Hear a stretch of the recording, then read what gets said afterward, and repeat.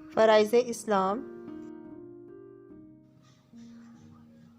फ़र्ज़ की दो किस्में हैं, फ़र्ज़ ऐन और फ़र्ज़ कफ़ाया।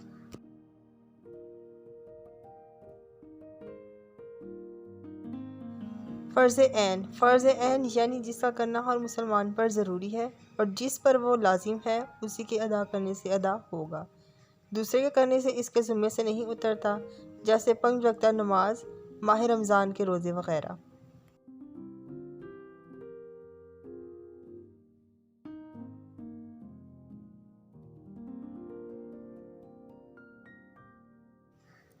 फ़र्ज़ कफ़ाया। फ़र्ज़ कफ़ाया वो है जिसके बास अदा करने से बाकी दूसरों के ज़िम्मे से भी उतर जाएगा, लेकिन अगर कोई भी अदा नहीं करेगा तो सब गुनाहगार होंगे, जैसे नमाज जनाजा। इसी तरह सुन्नत मुअक्कदा अलल कफ़ाया भी है, जिसकी मिसाल रमज़ान के आखिरी अशरे का इत्काफ़।